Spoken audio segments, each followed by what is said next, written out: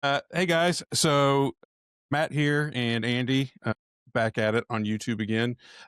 We're kind of talking about something a little different today. We're talking about EDI, and in this video, we want to talk about what are the hidden costs of EDI? What are kind of the common issues with the EDI?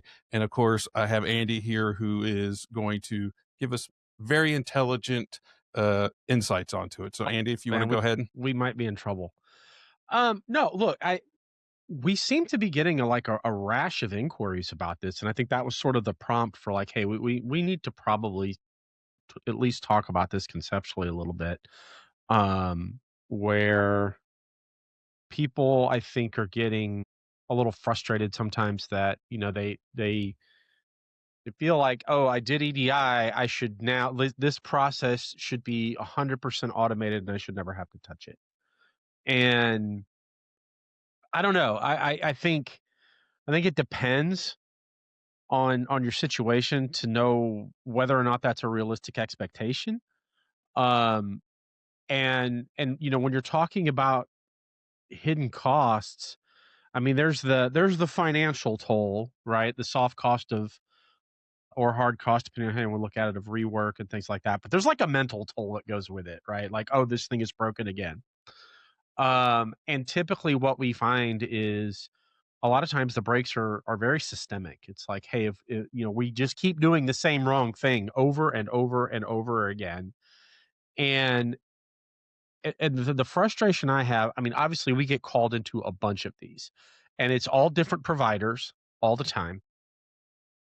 And the first thing that I notice whenever we dive into any of them is, and it is really hard to get like clear end to end information on what is happening, what data is being fed to the EDI translator, what does the document look like when it goes out, um, what type of return messages did we get. So it's really hard, I think, to manage that, especially because, and I think this is the key point, right? Like, and this isn't just EDI. Distributors are not in the business of data management. I mean, data management is part of what you do to be in business, but our distributors are in the business to buy and sell product. And a lot of times we see people going to EDI because of a large vendor or large customer requirement, like you must do EDI or else. So it's like they're being pulled into it unwillingly, quote unquote, to a point. And so you go into this and it's like, I'm already looking at this as just going to be a burden, right? And and then you have to go find another provider to help you do it, and and then you don't even really see everything that's going on under the hood with the solution. And so for you it's binary. It's either broken or it's not broken, and you don't really know how to go about diagnosing problems. I think there's a conversation to even be had of like, should you be doing that? And then the worst hidden cost of bad EDI implementation, I'm gonna say, is rip and replace. Like, it is mind-numbingly stressful to even think about, like, we have to dump this provider and go get someone that's actually gonna take care of us because now we gotta go through this whole process again.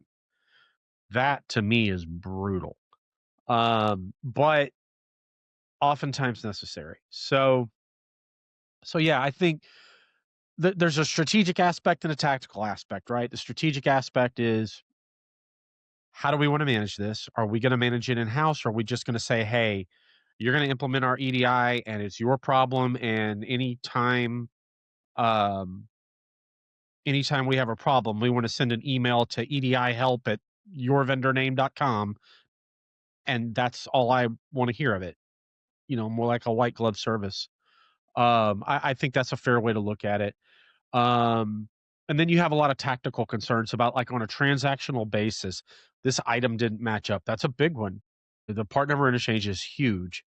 But then there's a million other data points like, hey, what's my supplier ID with this customer? What's my customer ID with this vendor? What about this ship to? What about, the TD5 segment with all of this freight information, and oh, this vendor or this customer rather requires us to ship this certain way, and we have to have this certain trucking code. Look, I am amazed when we work with customers how much that rank and file operational people are involved with understanding how to manipulate EDI data. To me, that is completely counterintuitive. To me, what should be happening is there's a process for how to ship an order. And if you do the process correctly, if it's an EDI connected vendor, that part just happens. That's the goal. That's what you should be going for. And especially when we get into projects that like are wrapped around automotive OEMs or tier one automotive suppliers, it gets way worse because it's not just orders anymore. Now it's planning releases with schedule capability, and it's, 862 documents for firm releases, and it's just this myriad of data that's flowing all the time, and trying to get your arms around it is just, it's a nightmare. um so those are a lot of the problems that we see, and I think people just, I don't want to say they're over it, but I think they're over worrying about it to an extent. Like, I just need this to work because my customer or my vendor demands that it work. And I don't want to worry about the rest of it. Um that's that's a lot of what we see. We also see, I'm also amazed at the number of times we have to get between P21 and the EDI provider and write customs that overcome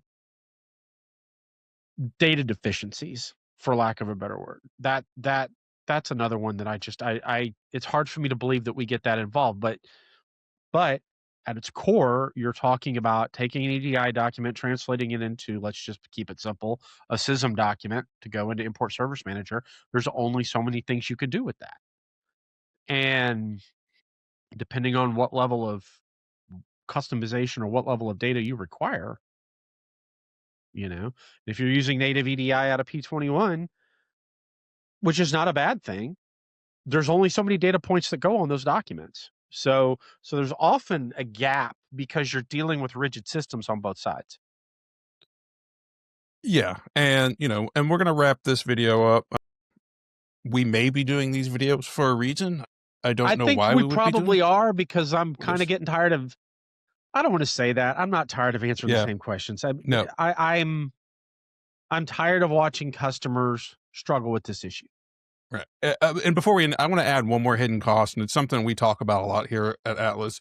Anytime you're doing anything internally, your customers should never have to feel that, Yeah. because you start having a bad relationship with your customer, that's going to cost you money at the end of the day. And if it's due to bad EDI, that's a problem. But we're gonna wrap this video up. Maybe stay tuned. There may be some more information coming. The high probability. Yeah, I think so. So, all right, guys, we'll talk to you next time. Have a good one.